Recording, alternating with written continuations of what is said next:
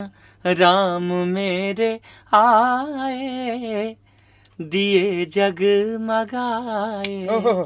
राम मेरे आए, दिए जगमगाए। सदियों की तपस्या को, सदियों की तपस्या को आज जाकर पाए। राम मेरे आए, दिए जगमगाए।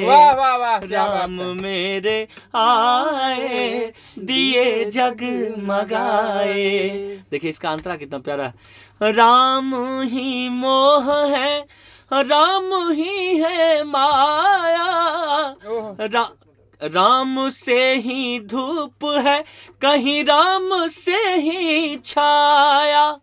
महल हो या झोपड़ी, महल हो या झोपड़ी, खुशियाँ सब मनाए। राम मेरे आए, दिए जगमगाए।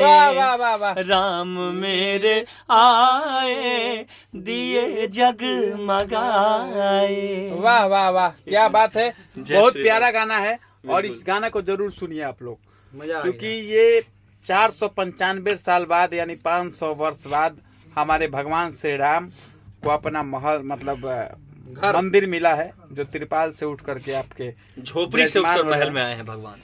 और ये सारे सनातन प्रेमियों का विजय उत्सव है 22 जनवरी। जितने भी सनातन के, जितने भी हिंदू धर्म के मानने वाले लोग हैं, उनके लिए एक विजय उत्सव के रूप में 22 जनवरी का है माहौल। तो आप सभी मनाइए, और जितने हिंदू हैं और जिन्होंने रामायण देखा है उनके लिए विशेष अवसर है। और सीएस मिश्रा जी के इस गाना को बजाइए, दिल को छूने वाला भजन है, मुझे बहुत अच्छा लगा। धन्यवाद। और मैं उम्मीद करता हूँ कि आप लोग को भी अच्छा लगेगा, तो जरूर एक बार इस भजन को बजाइए। और 22 जनवरी प्रणाम नमस्कार, देख रहे हैं आप सभी मुझे सरकार।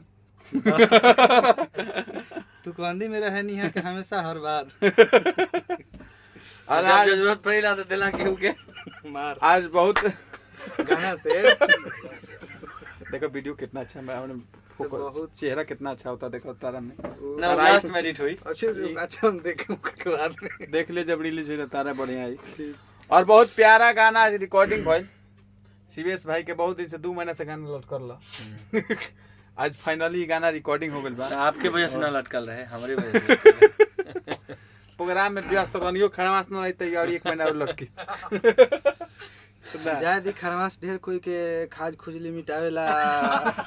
नया सबसे पहले जितना लोग वीडियो देखा था इंगरा के शादी के शुभकामना दे, और भगवान को जल्दी से 2024 में के लास्ट ले एगो झुनझुना आ जाए कि मुनवाला झुन झुनवा एगो ले ले हकीन के कि जाता र देव घर ये हो बलमुआ, ले ले रुपया, ले ला रुपया गिन के। ये हमारे अनमोल जी हैं, इनका ये फेवरेट गाना है हमेशा। एथी के कोरस सीट कर रहे।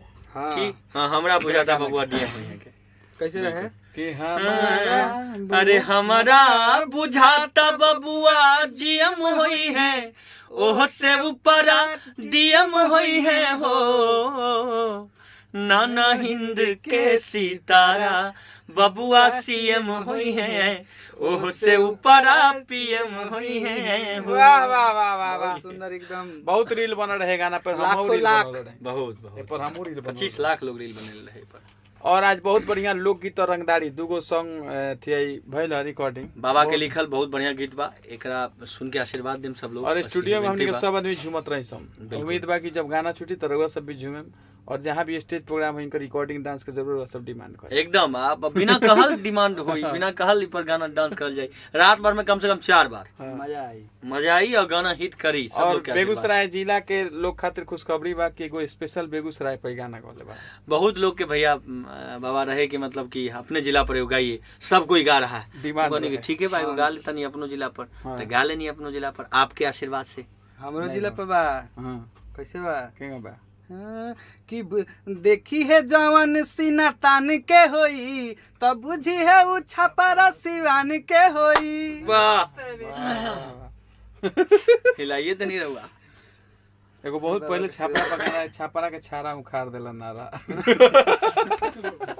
आई वीडियो में वो कह दे कि हम लोग गाना छापरा पगावा दे, सब लोग जिला पगावा तब हम अपना जिला खातिर गावे चाहते एकदम यही बेरा का बात है, एकदम गाए यही बेरा का बात एकदम गाए मैं भी गाए बिल्कुल चलेंगे के छापरा पर गाना गावा होता नहीं रे छापरा पहले ना लिख, पहले छोड़ के ना गए, पहले रोक के रखी। छापरा के नाम छापरा का है पड़ल ऐसे कि छापरा में 6 गो महापुरुष पैदा भेल के नाम पर छापरा पाए भइल। यही विशेष पर का गाना गवाओ तने अपू सिंह से छापरा के नाम छापरा काहे पड़ल। वाह जी वाह गवा दी बिल्कुल बिल्कुल। बहुत कम लोग जानते हैं लेकिन गीत के माध्यम से जान जाए कि छापरा का नाम छापरा काहे पड़ल। छापरा में 6 गो महापुरुष दधीची ऋषि जेकरा के हड्डी से देव और दानव के लड़ाई जीतल लो देवता लो दधीची ऋषि दहियावा से हमने के छापरा से। दानी मर्दध्वज जेकर भगवान श्री कृष्ण अर्जुन आके परीक्षा लेने डोरीगंज में दानी मर्दध्वज 2 साल का अभी भी भोलेनाथ के मंदिर बाबू डोरीगंज हमर ममहर हर चिरांद अभी भी प्रोग्राम कैले रही हूं। भोजपुरी के शेक्सपियर भिखारी ठाकुर जी बाबा 3 गो बता देने 3 गो गाना में बता 27 जनवरी के वहाँ हमार हमनी के क्रिकेट बा भोजपुरी के मगही के वो जे हमारे मखलेश हाँ अखिलेश के यहाँ तो हमनी के कैप्टन बानी हमहू खेलत मगहिया सुपर किंग्स से ई कैप्टन ने से ही बारे होने से कैप्टन विजय चौहान बारे 2 गो लड़ाई हुई दोनों में एकदम सीना तोड़ गोली तोड़। और 23 फरवरी से हमने के सीसीएल होके जाता दुबई में फर्स्ट मैच बा और सेकंड मैच हुई हैदराबाद में मजा आई सीसीएल पूरी के हां सेलिब्रिटी क्रिकेट लीग अच्छा माने भोजपुरी हमनी के तरह भोजपुरी के से हमनी के बनी सन हमनियों के सेटिंग करा दी बाबा हमनी के एथी में आयोजक में बनी सन क्योंकि ओमे जे उहे खेली जे फिल्म 2-3 गो कइले बा तो अच्छा और विकास भैया का मैनेजर बारे अच्छा तो तुरंत विकास सिंह वीरप्पन हां और उसमें सलमान खान जी उसके ब्रांड मास्टर हैं सीसीएल के। वाह। मनोज तिवारी जी हमारे भोजपुरी के कैप्टन है। दिनेश लाल निरहुआ उप कैप्टन है।